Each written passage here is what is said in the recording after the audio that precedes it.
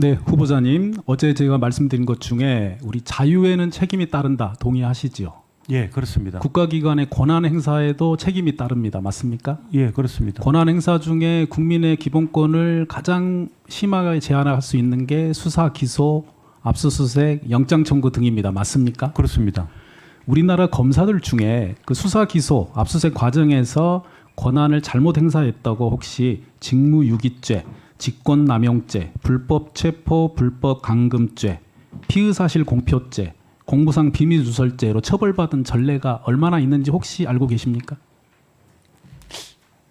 지금 말씀하신 그런 죄로 처벌받은 사례는 제가 뭐 특별하게 머리에 떠오른 거는 거의 없습니다. 없습니다. 예. 뭐 사실상 거의 없어요. 그리고 많은 국민들이 수십 년 동안 검찰의 수사와 기소, 압수수색과 구속과 관련해서 고초를 겪으신 우리 현대사는 잘 알고 계시지요. 예, 알고 있습니다. 책임을 안 지기 때문에 지금도 그게 반복되고 있습니다. 당연히 검사가 위법 부당한 목적으로 수사나 기소 권한을 남용하면 처벌받아야 되지요. 예, 그렇습니다. 공소권을 남용하면 공소기각도 해야 되고요. 그렇습니다. 근데 어제 후보자도 공소기각 판결을 하신 예는 기억이 없으시고 뭐 얼마 전에 그 고등법원에서 한 건이 유일했기 때문에 제가 그렇습니다. 법원에서 법관들이 수사하듯이 재판한다는 비판을 그래서 받는다 이런 생각을 합니다. 검찰의 수사 기소권을 견제하고 통제해야 될 법원이 그걸 못했다고 생각을 합니다. 그런 측면이 있었다는 점에서는 뭐 저도 공감합니다.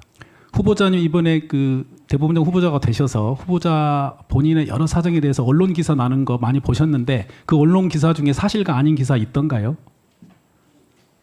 뭐 맞는 부분도 있고 맞지 않는 부분도 있고 맞지 않는 부분이 기사가 나면 어떤 심정이셨어요? 좀 답답하죠. 속상하시죠? 예. 수사를 받는 피의자가 피의 사실이 공표되면 어떨 것 같습니까? 뭐 상당히 쇼크를 받을 것 있을 수 없는 일이지요. 검사실에서 피의자가 조사를 받았는데 그게 바로 언론에 난다. 이거는 검사가 기자에게 알려줘서 기사가 난 거잖아요. 이거 피의사실 공표죄로 처벌해야 되는 거 아닙니까? 어떻습니까? 뭐 그렇게 처벌돼야 되는 경우도 있을 수 있다고 생각합니다. 있을 수 있다. 당연히 법 위반 아닌가요? 그 경위가 경위가 뭐겠습니까? 경위는 검사 그 자리에 있었던 사람이 밖에 있는 언론사 알려준 거에 무슨 경위가 있을 수 있습니까? 무조건 처벌해야 되는 거 아닌가요? 예, 아니 그게 입증이 되면 입증되면요. 예, 예. 입증할 수 입증되면. 있지요. 압수수색하고 소환 조사하고 하면 입증할 수 있지 않을까요? 우리나라 검사들이 어떻습니까? 그 부분이 뭐 입증이 되면 처벌 구성 요건에 해당되면 처벌해야 되지 않겠습니까? 해당이 되는 거 아닙니까? 안 되나요? 어떠세요? 수사기관에서 조사받고 아무도 모르는 내용이 언론에 납니다. 그럼 수사기관에서 흘린 거겠지요. 그걸 찾아내는 게 공익의 대표자라는 검사의 객관 의무에 부합되는 거 아닌가요? 어떻습니까? 근데 뭐 아무래도 수사권을 또 검찰이 가지고 있기 때문에 그런 부분이 수사하기가 쉽지 않은 측면이 있으리라고 생각합니다. 우리 헌법과 형사소송법에 검사는 공익의 대표자로서 피고인의 정당한 이익을 옹호해야 된다고 돼 있습니다. 예, 이 말을 우리나라 국민이 얼마나 믿고 계실 것 같으세요? 대법원장 후보자님, 이 말 믿으십니까? 검사들이 이렇게 하고 있나요? 특수수사에 그리고 정치 관련 수사에 이렇게 하는 검사들이 있습니까? 검사를 일률적으로 그런 검사 이렇지 않은 검사들이 있죠. 이렇게 안 하는 검사들. 그렇지 않은 검사도 있고 대부분의 검사는 이렇지 않은 직무에 검사들이 있습니까? 충실하지 없습니까? 이렇게 안 하는 검사들 그렇게 하지 않는 검사도 있으리라고 있죠. 생각합니다. 책임을 물어야죠. 어떻습니까? 이 사람들 처벌해야 되는 거 아닌가요? 한 가정을, 한 개인을, 직장을, 인권을 파괴하는 사람들 처벌해야 되는 거 아니에요? 어떠세요? 구성 요건에 해당되는 범죄를 저지른 사람은 처벌해야죠. 검사든지 뭐 지위 고하를 막론하고 처벌할 수 맞습니다. 있어야 합니다. 네, 근데 이거 너무 그게 명백하잖아요.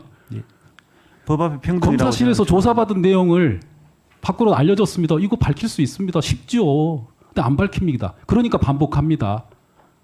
후보자님은 관련된 언론 기사 몇 개 난 거 가지고도 속상하시죠. 정치인들도 많이 속상해합니다. 그렇지만 수사를 받는 피의자의 입장은 상황이 완전히 다릅니다. 그러면서도 검사는 공익의 대표자로서 준사법기관이라는 말을 하는 검사들이 있어요. 단호히 처벌해야 됩니다. 그런데 해방 이후에 대한민국 검사 중에 탄핵된 검사 있는 줄 아십니까? 있습니까? 없습니까? 없는 것으로 알고 없습니다. 그리고 우리 형법에 있는 여러 가지 법률 조항으로 처벌받은 검사가 없어요. 피의사실 공표, 공무상 비밀 누설 얼마나 많습니까? 이게 없다고요? 어떻게 생각하십니까? 있습니까? 없습니까? 공무상 비밀 누설 검사들. 공무상 비밀 누설은 제가 검사 수사 내용을 밖에 흘리면 공무상 비밀 누설 될 수 있지 않나요? 그 부분이 네.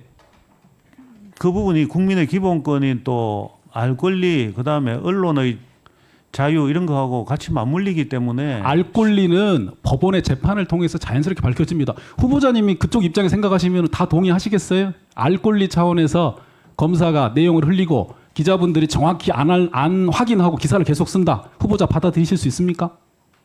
지금 저는 뭐 공직 후보자로서 지금 그걸 제 스스로 받아들이고 있습니다. 그 앞으로 예. 이게 뭐 그게 더 이상 말씀드리기 좀 어렵습니다만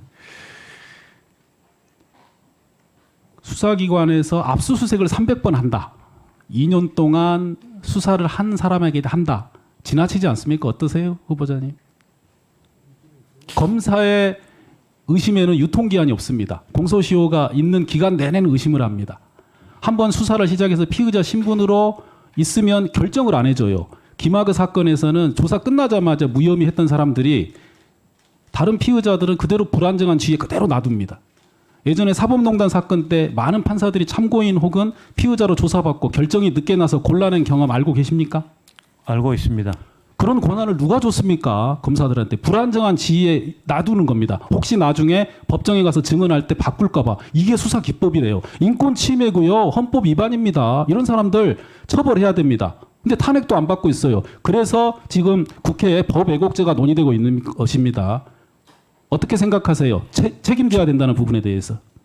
저는 법원이 검찰의 수사권 남용에 대해서 철저하게 체크 기능을 강화해야 된다고 생각하고 있습니다.